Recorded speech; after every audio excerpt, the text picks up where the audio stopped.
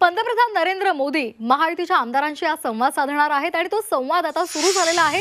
मुंबईतल्या नौदलाच्या आंग्रे सभागृहात पंतप्रधान नरेंद्र मोदी आमदारांशी संवाद साधतायत। तब्बल 2.5 तास पंतप्रधान महायुतीच्या आमदारांसोबत चर्चा करणार आहेत, बोलणार आहेत। या कार्यक्रमामध्ये आमदारांना मोबाईल वापरायला बंदी आहे। आताची महत्त्वाची बातमी आपण पाहतोय। या संदर्भात अधिक माहिती घेणार आहोत आमच्या प्रतिनिधी सीमा आढे यांच्याकडून। सीमा, मोदींनी क्लास घ्यायला सुरुवात केलेली आहे, कोणकोणते महत्त्वाचे मुद्दे ते मांडू शकतात?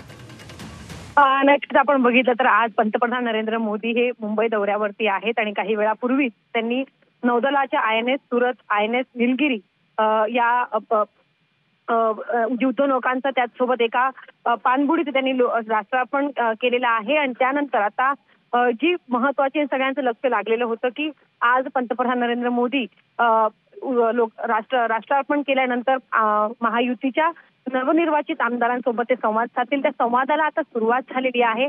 त्याचसोबत कोणत्याही आमदाराला आतमध्ये फोन घेऊन जाण्याची आहे ती परवानगी दिली गेली नाही। त्यामुळे फोन बाहेरच जमा करून हे सगळे आमदार आता त्या ठिकाणी सभागृहामध्ये एकत्रित आलेले आहेत आणि आता या संवादाला सुरुवात झालेली आहे।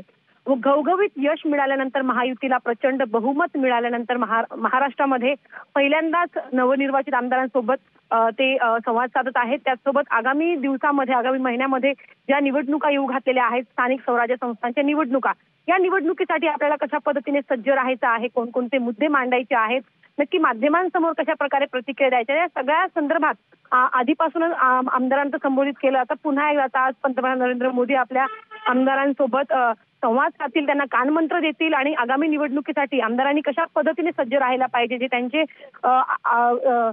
नेते आहेत, पक्षाचे वरिष्ठ नेते आहेत, नक्की त्यांना काय कानमंत्र देणार हे पाहणं महत्त्वाचं असणार आहे।